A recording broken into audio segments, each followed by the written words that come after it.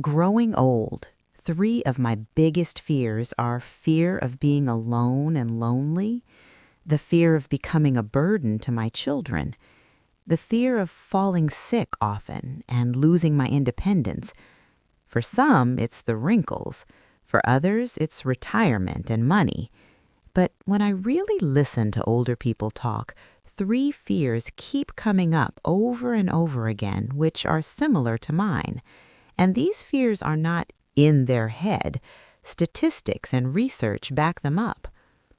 In this video, I want to walk you through those three big fears of aging using real data and real stories, and then share three powerful pieces of advice that can help you or the elders you love grow old happily with dignity, comfort, and peace of mind. If you're new here, this channel is all about aging well, emotionally, physically, and spiritually. If that matters to you, consider subscribing so you don't miss future videos. All right, let's talk about the first fear. Fear 1, being alone and lonely.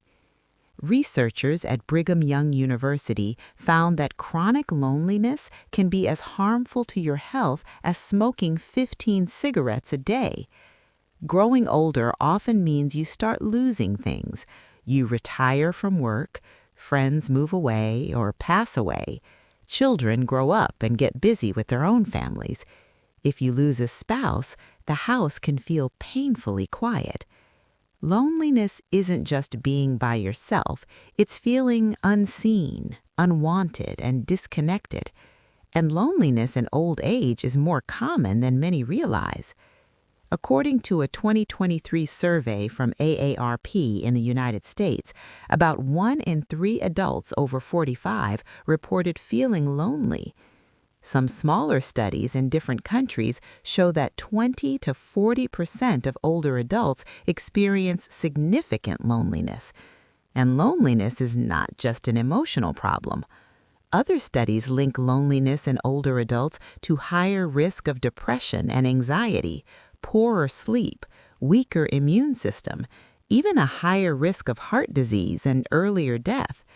So when older people say, "I'm afraid I'll end up alone with nobody to talk to," they're not being dramatic.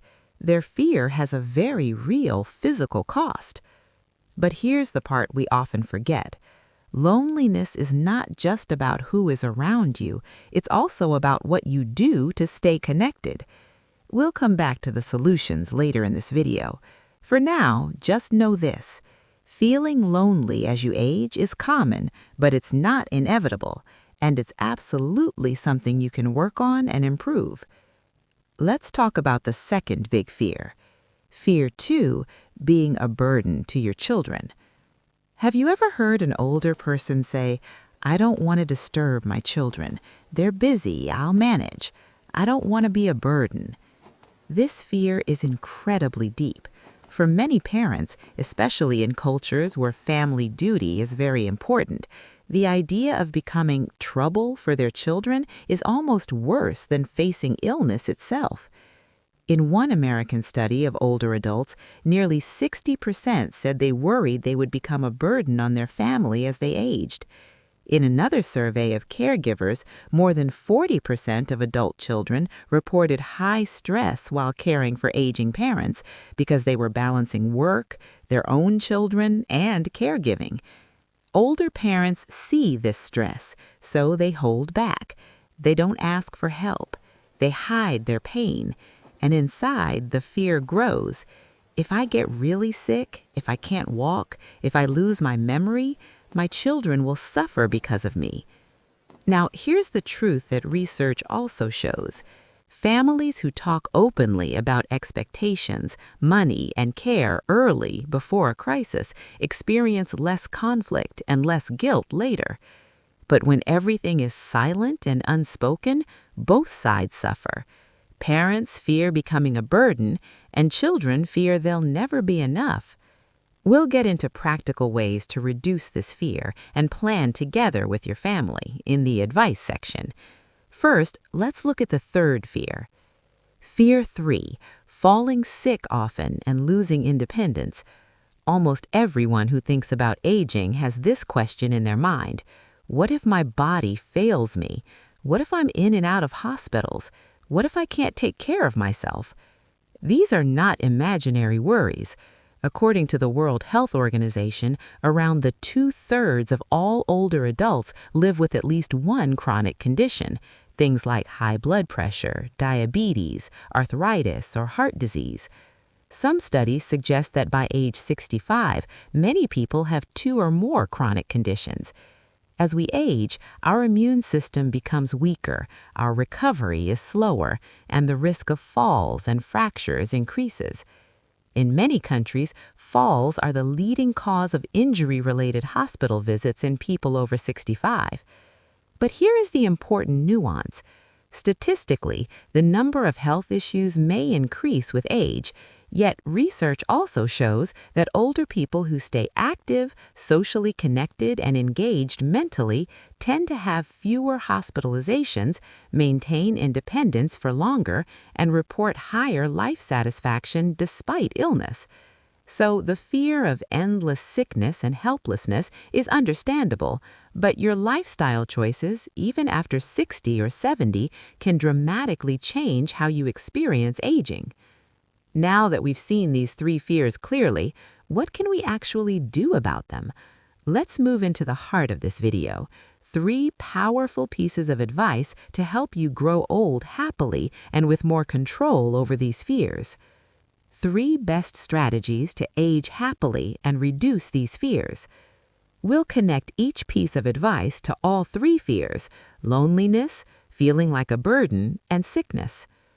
Advice 1. Build social health intentionally. Most of us think of health as blood pressure and cholesterol, but there's another kind of health that becomes critical with age: social health, the quality of your relationships. Instead of waiting to see who still visits in old age, start building your social life like a garden. There are 3 parts to this. 1. Maintain and deepen existing relationships. Research on aging consistently finds that people with stronger social ties live longer and report higher life satisfaction. A large Harvard study that followed people for over 75 years found that the quality of relationships was one of the strongest predictors of health and happiness in old age, even more than money or fame. So call old friends regularly. Don't wait for them to call. Schedule weekly or monthly meetups, tea, walking, praying together, any excuse. Repair broken relationships where possible. A brief apology or a simple "I've been thinking about you" can open a door after years. Loneliness shrinks when you invest in the people you already know, even if you start small. 2. Create new circles, not just family. If your entire world is just your children and grandchildren, you're at high risk of feeling lonely and burdensome. You also need peer friendship, people around your own age who understand your stage of life. Look for senior centers or community clubs, religious or spiritual communities, volunteering opportunities, hobby groups like gardening, music, book clubs, exercise classes, walking groups. Studies show that older adults involved in group activities have lower rates of depression and better physical health than those who just stay home and watch TV. It doesn't have to be big. Even one weekly group activity can make a huge difference. 3. Use technology as a bridge, not a barrier. Many older adults feel left behind by smartphones, computers, and social media, but used correctly, technology can reduce loneliness. Example is you watching this video now and connecting with others in the comments section. Learn just a few basic tools: how to video call, WhatsApp, FaceTime, or Zoom, how to send photos and voice notes, how to join online worship, talks, or discussion groups if you can't go out. Some libraries, community centers, and NGOs run basic tech classes for seniors. Ask your children or grandchildren to teach you slowly, one skill at a time. Connecting back to the fears, being alone and lonely, you actively build a network around you. Being a burden, with a strong social life, your happiness doesn't rest only on your children's shoulders. Falling sick often, studies show that people with strong social connections have better immune function and recover faster. Advice 2. Plan your later years with your family, not for them. The fear of being a burden grows in the dark, in silence. One of the greatest gifts you can give your future self and your children is honest, early conversation about aging. Think of this as planning a long journey together. 1. Talk about expectations clearly.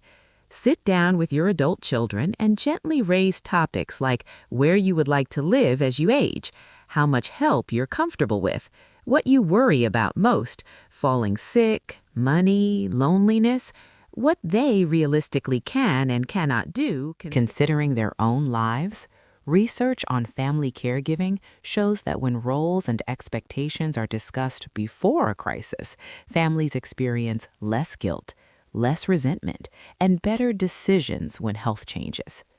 2. Make basic financial and legal plans. You don't need to be rich to plan. Even small steps matter.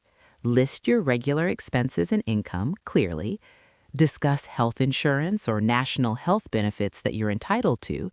Prepare simple legal documents where possible in your country: a will, a medical power of attorney or healthcare proxy, your wishes for care if you become unable to decide later. When your children know your wishes, they don't have to guess, and you don't have to lie awake at night fearing you'll ruin their lives. 3. Allow your children to share their fears too. Sometimes your children are also scared. What if I can't afford the best care for my parents? What if I fail them? What if I have to quit my job? A healthy conversation is two-sided. Listen without becoming immediately defensive. You may discover that your children want to help you, just not in the exact way you assumed. Maybe they can't live in the same house, but they can manage your medical appointments, finances, or arrange reliable home care. Connecting back to the fears. Being alone and lonely? When your emotional needs are discussed, your family can support you more thoughtfully. Being a burden? Clear plans and shared decisions turn burden into a family project where everyone has a role. Falling sick often? If illness comes, your family is prepared financially, emotionally, and practically, reducing chaos and stress. Advice 3. Invest in daily habits that protect your body and mind. You can't control everything about aging. Nobody can. But research is very clear. Your daily habits, even after 60 or 70, can slow down decline and reduce your risk of sickness, disability, and even dementia. Think of it this way. Small daily habits are your way of loving your future self. Let's keep this simple and realistic. 1. Move your body, gently but consistently. The World Health Organization recommends that older adults aim for around 150 minutes of moderate activity per week. That's about 30 minutes a day, 5 days a week, if they're able. You don't need a gym. You can walk at a comfortable pace, do simple chair exercises at home, practice gentle yoga or stretching. Do light strength exercises, lifting water bottles, using resistance bands, or body weight movements. Studies show that even modest physical activity can reduce the risk of heart disease and diabetes, improve balance and reduce falls, help control weight and blood pressure, improve mood and reduce anxiety. 2. Nourish your brain and emotions.